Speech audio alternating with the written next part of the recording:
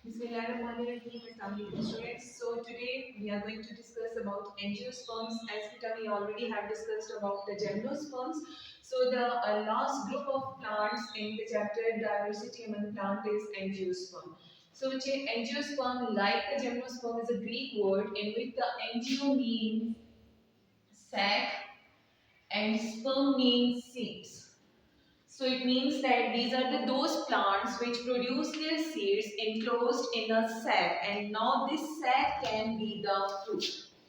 ठीक है, जैसे हमने वहां पे बात की थी कि gymnosperms do not have ovaries, so if they do not have ovaries they do not form the fruits, but the angiosperms make fruits because they have the ovaries. ठीक है, और इनके जो सीड्स होते हैं they are enclosed inside the fruits. Like आप टमाटर को देखें तो inside the tomato there are many seeds, so we can say that their seeds are enclosed inside a sac or in a fruits. So because these are the highly evolved group of plants because they can be present anywhere on the earth, as they are distinguished or differentiated into four main habitats that are hydrophytes, means water plants, xerophytes, desert plants, halophytes, those which lives at the site of salts, and finally the mesophytes, which are the plants of moderate climatic conditions. ठीक है, so among them the family Gramineae are the grass family. The very important data MCQ as well. They are the most successful plants because they can inhabit any climate and a good source of food as well. आप देखिए बच्चे, जो हमारे पास family Gramineae है उसमें wheat भी आती है, उसमें मेज भी आता है, राइस भी आता है. So definitely most of us eat them as a food, so we can say that these are the most successful plant because they can inhabit any climatic condition and have a good characteristics or adaptations which help them to survive in any climatic condition, and then they are a good source of food, so they can be considered as the most successful plants are angiosperms. Then beta, as angiosperm is a main division, as we have discussed that the gymnosperm is divided into three main classes. Now the angiosperms are divided into these two main classes, in which one is the monocot and the other is the dicot. So there is a brief difference between monocot and dicot. Monocots are those. Mono means single and cots represent the cotyledon. So we can say that those plants which have only one cotyledon are called monocots. Now what is a cotyledon? अगर आप देखें आपके पास mess इसका जो गंदम होती है, बीज है, उसका सीड है. ठीक है, या आपके पास जो है वो मेस का सीड है, मक्की का. तो आप बच्चे देखें उसके अंदर एक इस तरह का कॉटिलेडन होता है. यहाँ पे आपके पास पोस्ट एम्ब्रियो है, तो ये बाकी सारा जो पार्ट है this is cotyledon. So as they have only one cotyledon, that's why we call them as monocots. ठीक है, while the dicots, जैसे आप लोबिया को देखें, आप गंदम को देखें, तो उनके या आप गेंद को देखें तो उन सबके दरमियान में इस तरह से दो cotyledons होते हैं. So those plants which have two cotyledons with the embryo, these are called the monocots, and those which have two cotyledons with the embryo are called dicots. Then which are their characteristics? So if these are two different divisions, definitely they have the different characters. So if we talk about the monocots, then their roots, as they are the highly successful plants, so definitely they are divided into three main parts: roots, stem, leaves, and flowers. ठीक है, so they are divided into three main plant parts. We can say that they have roots, true roots, stem, true stem, leaves, and reproductive part, that is the flower. So the monocots and dicots have different anatomy or the different morphology of these parts. Okay, so the first one is the root. As the root is formed from the radicle. अब radicle क्या चीज है? जब देखें हम seed को grow करते हैं तो उसकी जर्मिनेशन स्टार्ट होती है, तो उससे जो down toward the gravity move करता है पार्ट सीडलिंग का, उसको रेडिकल कहा जाता है. रेडिकल से आपके पास अराइज होती है रूट. अब जो रूट है, जो फर्स्ट रूट रेडिकल से अराइज होगी, that is called the primary root. So if beta primary root is replaced by the adventitious root, अब adventitious roots का क्या मतलब होता है कि जो इस तरह फाइबर लाइक फॉर्म में रिप्रेजेंट हो गए हैं, ठीक है. So this is called the adventitious roots, यानी कि वो रेडिकल की बजाय किसी भी दूसरे पार्ट से ग्रो कर सकती है. तो हम इधर इसकी रूट्स देखेंगे तो वो ये प्राइमरी रूट हो गई, which soon replaced by the adventitious roots like it. अब ग्रास को निकाल के देखिए, आपको नजर आएगा कि उसकी जो रूट्स होती हैं वो इस तरह से होती है कि फाइब्रस फॉर्म में है, यानी वो आप एडवेंटिशियस रूट कहते हैं. जबकि अगर आप इसको देखें, सिंपल एग्जांपल आप गाजर की ले सकते हैं, दैट इज द रूट. तो अगर आप उसको देखें बच्चे तो वो इस तरह से होता है और उसके साथ सिर्फ रूट हेयर्स होते हैं उसके सरफेस एरिया को इंक्रीज करने के लिए, ठीक है. Then their leaves. अब आप माइंड में अगर मक्की का या चावल का पत्ता लेके आए तो आप उसको देखेंगे कि उसका जो लीव्स होता है वो इस शेप में होता है, यानी लॉन्ग होगा और ब्रॉडर नहीं होगा बल्कि वो थिन होगा, ठीक है. और अगर आप इसकी वेनेशंस देखें तो उसमें जो लाइंस होती हैं यानी जो वेन्स होती हैं जाइलम फ्लोएम की, वो इस तरह से पैरेलल वेनेशन के फॉर्म में होती है, ठीक है. जबकि यहाँ पे जो आपके पास लीव्स है, this is short, broad and have reticulate venation. Reticulate का क्या मतलब है कि इसके अंदर जो वेन्स हैं वो आपके पास नेटवर्क के फॉर्म में प्रेजेंट होंगी. Then which are their flowers? So flowers have the trimeris symmetry. Trimeris का मतलब है कि या तो इनमें 3 बबल्स होगा, जैसा आपको पता है कि फ्लावर के 4 पार्ट्स होते हैं, stamen, carpel, petals and sepals.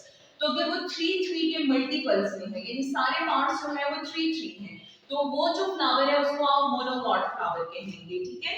Like अगर मैं आपसे कहूँ कि ये एक सेपल है, ये पेटल है या ये पेटल है, तो ये या तो 3 है या 6 है, तो आपके पास ये फ्लावर जो होगा ये मोनोकॉट का फ्लावर होगा, ठीक है. जबकि यहाँ पे अगर आप देखेंगे तो इधर जो आपके पास फ्लावर है, इट शोज द पेंटा और टेट्रामेरस सिमेट्री. इट मींस कि इनके अंदर जो सेपल्स, पेटल्स या जो है वो बाकी पार्ट्स होंगे वो या तो 5 के वर्ल्स में होंगे या जो है वो 5 का मल्टीपल्स होंगे, ठीक है. Then this stem unbranched. आप मक्की का पौधा देखें, ब्रांच नहीं होती उसके साथ. आप चावल को देखिए, उसके साथ ब्रांच नहीं होती है. सो मोनोकॉट्स में जितने भी स्टेम्स होते हैं they are like single and unbranched, okay. While अगर आप एप्पल को देख लें तो उसके साथ जो है वो बहुत सारी ब्रांचेस प्रेजेंट होती हैं. So there stem is branched. Then we have cambium activity. As we have discussed that the cambium help in the secondary growth. So the secondary growth is increase in the thickness and the thickness is due to the formation of wood. So अगर आप ये कहें कि यहाँ पे wood बनती है तो आपने कभी नहीं देखा होगा कि चावल के पौधे में wood बनती हो. क्यों? क्योंकि उनके अंदर कैम्बियम नहीं प्रेजेंट होता और अगर कैम्बियम नहीं होगा तो उसके अंदर wood की फॉर्मेशन भी नहीं होगी, ठीक है. सो इनका जो स्टेम होता है that is mostly green stem और इस ग्रीन स्टेम को नाम देते हैं हर्बेशियस स्टेम का. हर्बेशियस, हर्बेशियस का क्या मतलब होगा? हर्ब लाइक, ठीक है, कि जड़ी बूटी की तरह है लेकिन उसमें प्रॉपर जो है वो स्टेम की ग्रोथ वुड के थ्रू नहीं हो रही है. जबकि यहाँ पे आपके पास कैम्बियम एक्टिविटी है. आप किसी भी फ्रूट का दरख्त देखें आपको नजर आएगा, आप एप्पल का भी देख लो तो उसमें भी आपको वुड नजर आती है. वो वुड कैम्बियम एक्टिविटी की वजह से है. So we can say that these stem are shrubs or trees. shrubs जैसे उसकी रोज को देखें आप तो उसकी जो झाड़ियां होती हैं वो वुडी होती हैं लेकिन वो झाड़ियों के फॉर्म में है तो आप उसको shrubs कहेंगे, ठीक है, यानी स्मॉल ट्रीज होती हैं. और जो ट्री है तो वो प्रॉपर ट्री है. लाइक अगर आप इसका देखें एप्पल का ट्री देखें तो वो आपको प्रॉपर ट्री की फॉर्म में नजर आएगा, ठीक है.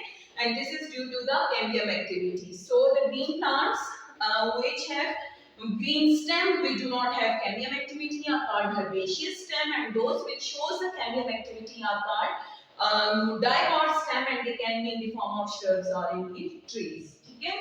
Then we have there plumule. अब देखिए जैसे हमने यहाँ पे बात की थी कि रूट से अराइज होता है रेडिकल, ठीक है, सॉरी रेडिकल से अराइज होती है रूट. तो अब स्टेम भी तो किसी चीज से अराइज होता है. सो अगर बच्चे आपने ये सीड को ग्रो किया है तो सीड के साथ यहाँ से जो अराइज हुआ दैट वाज रेडिकल, ठीक है. लेकिन एम्ब्रियो से जो अपर साइड पे ग्रो करता है उसको बोलते हैं प्लूम्यूल. अब प्लोम्यूल जो है ये हेल्प करेगा स्टेम फॉर्मेशन में। सो अगर आप यहाँ पे देखो तो इनका जो प्लोम्यूल होता है दिस इज लेटरल। लेटरल का मतलब क्या है कि वो इसकी साइड पे प्रेजेंट होगा, ठीक है। जबकि यहाँ पे अगर आप प्लोम्यूल को देखें तो ये अगर आपके पास सीड है तो प्लोम्यूल इसके ऊपर से और रेडिकल यहाँ से ग्रो करेगा, ठीक है। सो बच्चे आप यहाँ पे कह सकते हैं कि प्लोम्यूल इज लेटरल यानी at the side, while the diagonals have terminal plumule यानी इनके रेडिकल बी डाउनवर्ड होगा, सेंटर में जो है या लेटरल साइड पे कॉर्टिलेडन होगा और ऊपर की तरफ जो है वो प्लोम्यूल प्रेजेंट होगा। देन अगर आप इसका कॉर्टिलेडन देखें तो ये साइड की तरफ है यानी ये टर्मिनल है, और अगर आप यहाँ पे देखो तो ये इसकी साइड पे आ जाएगा यानी कि लेटरल हो जाएगा, ठीक है। देन बेटा आपके पास स्टोमेटा आती है। तो हमने जनरली ये बात पढ़ी हुई है कि स्टोमेटा जो होती है वो इस तरह से अपर या लोअर एपिडर्मिस में प्रेजेंट होते हैं। तो जनरली हम ये कहते हैं कि ये लोअर एपिडर्मिस ऑफ लीव्स में प्रेजेंट होते हैं, लेकिन जब आप मोनोकॉट की बात करेंगे तो ये कहीं पे भी प्रेजेंट हो सकते हैं, अपर में भी एंड लोअर एपिडर्मिस में भी, ठीक है। जबकि अगर आप इधर देखेंगे तो यहाँ पे स्टोमेटा जो है वो सिर्फ लोअर एपिडर्मिस में प्रेजेंट होंगे। अब इन अगर स्टोमेटा को देखें तो स्टोमेटा के जो स्पोर्स होते हैं उनको कवर किया हुआ होता है गॉड सेल्स ने। तो ये गॉड सेल्स अगर डबल शेप है, आई मीन कि अगर आपके पास ये एपिडर्मिस है और इसमें इस शेप के अंदर जो है वो गॉड सेल्स हैं यानी डबल शेप में है, तो आप इसको कहेंगे कि ये मोनोकॉट लीफ है। लेकिन अगर यहाँ पे ये बीन शेप है यानी किडनी की तरह इस शेप में, तो ये आपके पास जो है वो हो जाएंगे मोनोकॉट के स्टेम्स, ठीक है। देन वेस्कुलर बंडल, इसमें अगर आप वेस्कुलर बंडल देखें तो इसके ग्राउंड टिश्यूज के अंदर स्कैटर्ड होता है इस फॉर्म में, यानी कहीं पे भी प्रेजेंट हो सकता है। जबकि अगर आप यहाँ पे वेस्कुलर बंडल देखें तो ये प्रॉपर्ली आपको अरेंज मिलेगा यानी इस तरह से रिंग फॉर्म में। वेस्कुलर बंडल का मतलब क्या होता है, जाइलम एंड फ्लोएम, ठीक है। देन बेटा जाइलम बंडल्स जो है मोनोकॉट में फ्यू होती है, they can be up to 5 to 8, while dicots में जो इनकी रेशियो होती है वो मोर देन 2 to 6 होती है, ठीक है। ये तो हो गया हमारे पास इसकी main division, that angiosperms are divided into monocots and dicots. Now we come about the main plant body. As they are tracheophytes, so their main plant body is sporophyte, ठीक है। and you know that sporophyte is a diploid generation, and if it is sporophyte then it will definitely make the spores, ठीक है। their main plant body is divided into 4 main parts, that is roots, stem, leaves and flowers, ठीक है। we have discussed about the roots that they arises from the radicle and can be the taproot or adventitious roots. So two types of root can be present, it can be the taproot and it can be the adventitious roots. Again stem is again of two types, one is woody and one is non-woody.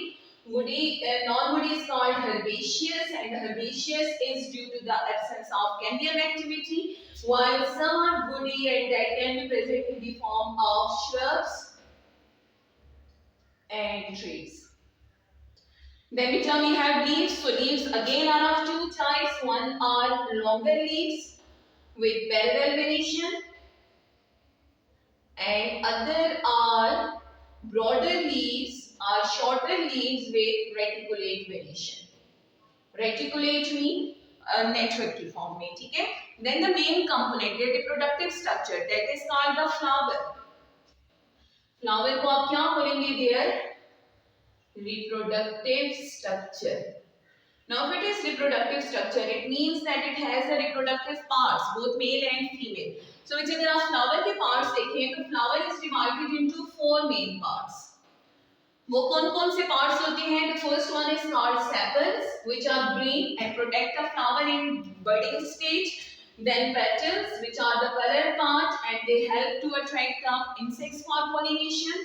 Finally, and then the stamen, that is the male reproductive part.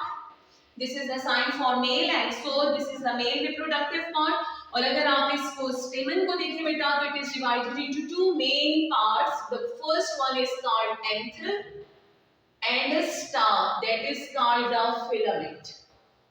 So anther and filament, they both make the stamen or the male reproductive part. So if it is the male reproductive part, definitely it will make the male reproductive structures are male reproductive gametes. Then finally the carpels are gynoecium or pistil. आप इनके लिए कोई भी word use कर सकते हैं, ठीक है?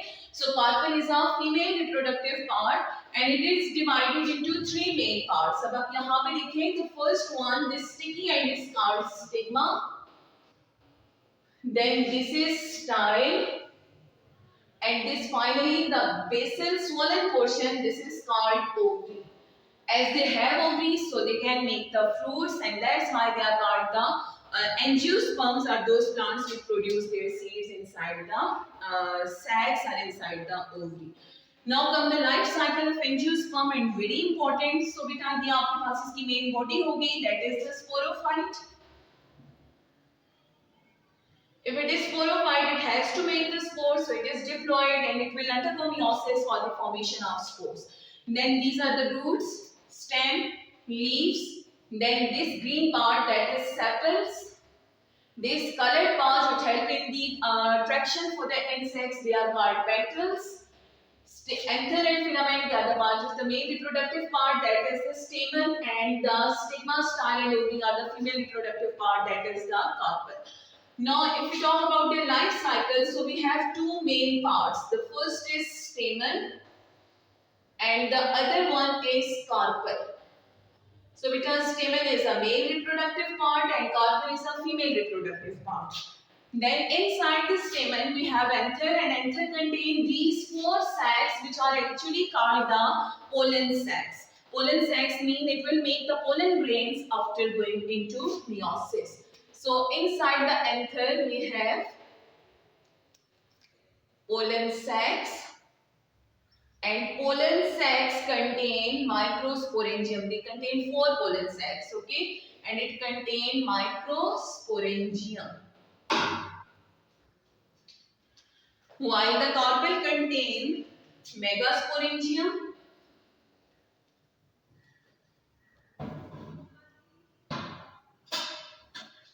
So which inside the microsporangium and megasporangium we have microspore mother cell and the megaspore mother cell, which will undergo meiosis. So both of them will undergo meiosis. And in the result of meiosis, when the microspore mother cell undergo meiosis, it forms pollen grains. And pollen grains are the microspore. This is a haploid structure. While when the megasporangium undergo meiosis, it forms the ovule. Or you can say megaspore. Okay? Again, it will be a haploid structure. Okay?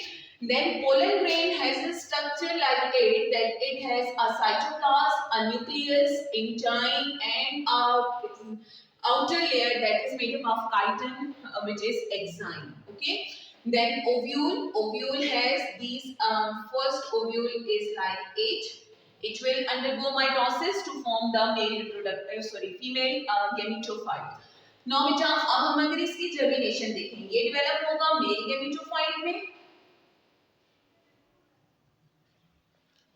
And we have discussed that the male gametophyte is pollen tube. और megaspore जो है, it will develop into a female gametophyte. And female gametophyte is actually embryo sac. These are the MCQs in your exercise as well. कि embryo sac क्या होता है, pollen tube क्या होती है. तो याद रखना है pollen tube जो है, this is a male gametophyte and embryo sac is a female gametophyte. Okay. Now इनकी formation कैसे होती है? So definitely जो male gametophyte है ये भी mitosis के थ्रू बनता है, और जो female gametophyte है इसमें भी आपके पास mitosis होगी, तो इसकी formation होगी. लेकिन किस तरह से? So बच्चे ये एक मेगास्पोर है, इसकी डिवीजन होती है आपके पास 2 सेल्स बनेंगे. ठीक है. इनफील माइटोटिक डिवीजन होगी, इससे आपके पास 4 सेल्स बनेंगे. इन 4 सेल्स में से जो 3 होती हैं वो डिसइंटीग्रेट हो जाती हैं. ठीक है. और 1 जो है वो फंक्शनल रह जाता है. ये फंक्शनल जो सेल है ये अगेन डिवाइड होगा, और इससे पहले आपके पास 2 सेल्स, देन अगेन 4 सेल्स, और फिर ये 4 सेल्स जो है ये माइटोसिस से डिवाइड होके इस तरह ओवरी के अंदर ही आपके पास एक सैक लाइक स्ट्रक्चर बनाएंगे जिसको आप एम्ब्रियो सैक बोलेंगे, और इसमें आपके पास होंगे 8 nuclei plus 7 sales, 1 2 3 on one side, 1 ऐसे और ये, ठीक है। सो ये आपके पास 8 न्यूक्लियाई हैं 7 सेल्स के अंदर। ये याद रखिएगा कि इसमें 7 सेल्स हैं यूं और 8 न्यूक्लियाई, ठीक है। यहाँ पे 2 है, अच्छा। अदरवाइज ये 4 जो है ये डिवाइड होगा माइटोसिस से तो इससे 8 सेल्स बनती हैं, लेकिन ये जो सेंटर वाला है ये डबल न्यूक्लियस वाला होता है तो इसलिए आप इसको 7 सेल स्टेज कंसीडर करते हैं, ठीक है। सो इसमें आप इस स्ट्रक्चर को जो ये वाला आपके पास बना है इसको आप बोलेंगे embryo sac of female gametophyte. अब इसके पार्ट्स क्या क्या हैं, तो ये आपके पास जो सेंटर में एक सेल है विद द डिप्लॉइड न्यूक्लियस और the 2 nucleus, this is called endospore mother cell.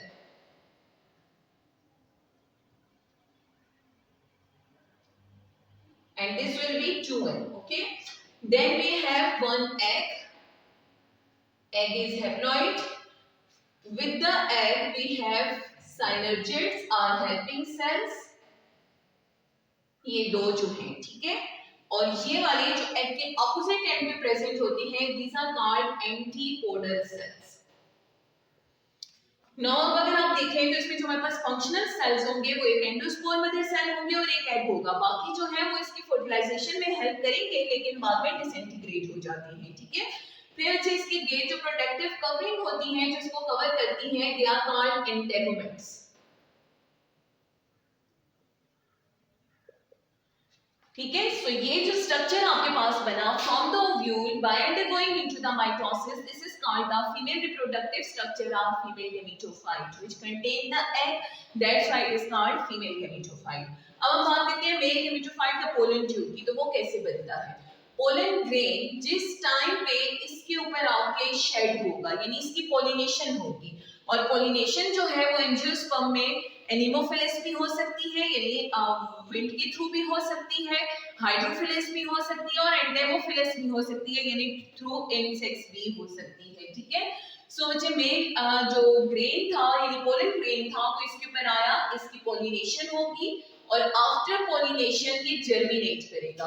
तो यहाँ पे ये पोलन ग्रेन कैसे ग्रो करता है मैं आपको वो यहाँ पे साइड पे बताती हूँ कि पोलन ग्रेन जो है वो यहाँ पे जब आके पॉलिनेट होता है या स्टिग्मा के साथ अटैच होगा तो इसकी जो एक्साइन होती है वो रप्चर हो जाएगी, ठीक है। सो एक्साइन रप्चर होगी, पीछे आपको पता है बेटा उसमें एंटाइन है और एक सिंगल न्यूक्लियस है, ये भी माइटोसिस के थ्रू डिवाइड होता है। तो जब ये माइटोसिस के थ्रू डिवाइड होगा तो किस तरह से, यहाँ से आपके पास जो एक सेल है ये 2 न्यूक्लियस बनाएगा, ठीक है। ये वाला एक न्यूक्लियस जो है ये माइटोसिस से डिवाइड हुआ, 2 न्यूक्लियस बने।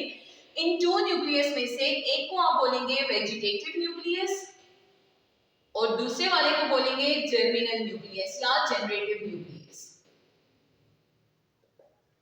ठीक है। अब जो वेजिटेटिव न्यूक्लियस है वो तो एक्साइन तो रप्चर हो गई है लेकिन ये बनाएगा आपके पास इस तरह से एक न्यूक्लियस लाइक स्ट्रक्चर यानी ट्यूब लाइक स्ट्रक्चर, क्योंकि वेजिटेटिव है तो वेजिटेटिव पार्ट बना रहा है, रिप्रोडक्शन में हेल्प नहीं करेगा, ठीक है। सो बच्चे ये जो है ये आ गया आपके पास वेजिटेटिव न्यूक्लियस का पार्ट जिसको आप नाम देंगे आप ट्यूब न्यूक्लियस। और ये ट्यूब न्यूक्लियस क्यों होता है कि ये जो फीमेल रिप्रोडक्टिव पार्ट है इसमें ये इसको पेनिट्रेट होने में हेल्प करता है, जबकि जो जनरेटिव न्यूक्लियस है जिनको आप जर्मिनल न्यूक्लियस भी कह सकते हैं वो हमारे पास बनाएंगे यहाँ पे 2 न्यूक्लियस या 2 सेल्स जिनको आप नाम देंगे स्पर्म्स का। अब ये याद रखिएगा कि पोलन ग्रेन हैप्लॉइड था, ये सब जो न्यूक्लियस बन रहे हैं ये सारे के सारे हैप्लॉइड हैं क्योंकि ये माइटोसिस से बनेंगे। तो जब एक्साइन रप्चर हो गई, टाइम की ग्रोथ हो गई ट्यूबुलर फॉर्म में, ट्यूब न्यूक्लियस उसके अंदर आ गया विद 2 स्पर्म, तो आप इस स्ट्रक्चर को नाम देंगे पोलन ट्यूब का जिसकी फॉर्मेशन इधर स्टिग्मा के ऊपर हो रही है, ठीक है।